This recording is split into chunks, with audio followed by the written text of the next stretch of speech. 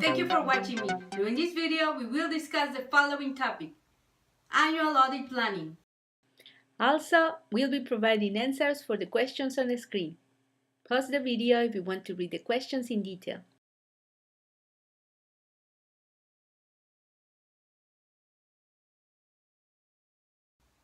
There are two types of planning for the IS audit function: annual planning and individual audit assignments.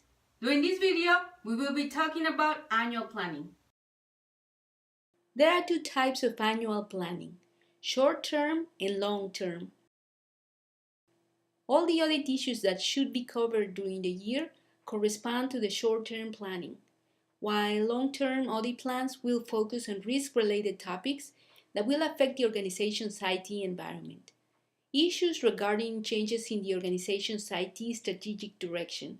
In general, the audit plan will describe in detail all the audit activities that will take place during the year, along with the details pertaining to each one of them, like budgeted hours, timelines, personnel, and so on. The challenge is to balance the demands of assurance needs with the resources available. For that, there has to be a determination of the audit universe, which is the list of all the processes that are relevant to the organization.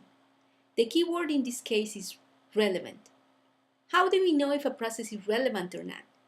Well, higher management will have to make a determination, and to do that, a risk assessment will have to take place. So the idea is to include all the processes that may be considered for audit as part of the audit universe. Then we want to assess each one of them. So for each one of the processes, the business owners will provide input so management can perform the evaluation of risk and then decide if it is relevant enough to be included.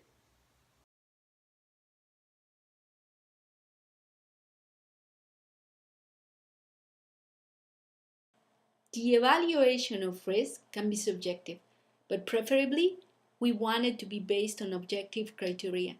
Objective criteria are measured in quantities, like time or money, while subjective criteria could be the reputation of the entity.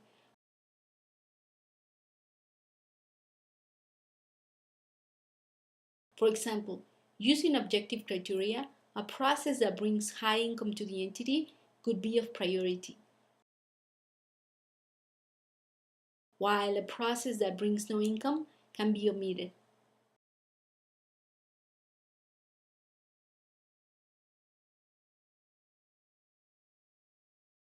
An example using subjective criteria could be a process that may result in damage to the reputation of the entity that will take more than a year to recover from.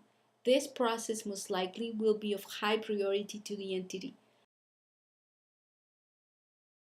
while a process that may result in some damage but that the entity can recover from in less than 4 months could be of low priority and be omitted. In this case, the subjective criteria has an objective component, the amount of time it would take to recover.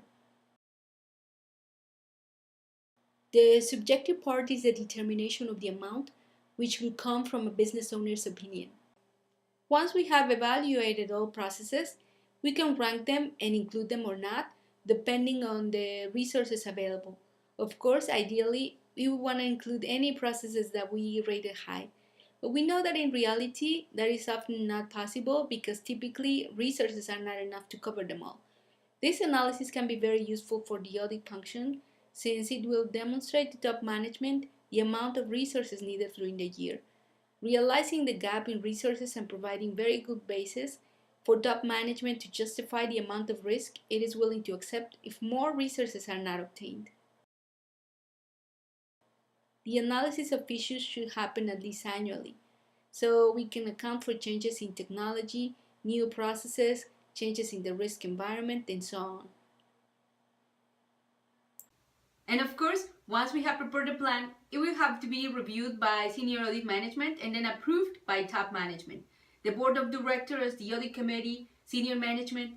After the plan has been approved, it should be officially communicated to the levels of management that will be involved in the execution of the plan.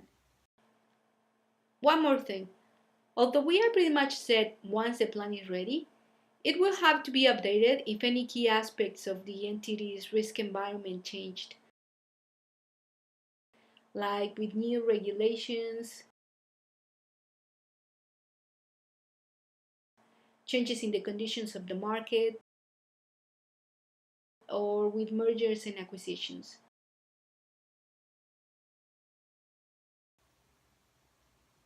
I have included the link of an annual audit plan as an example.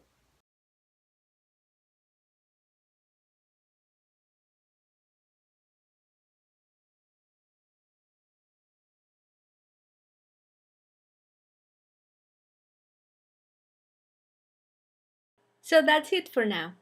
During this video, we discussed the following topics. Annual audit planning.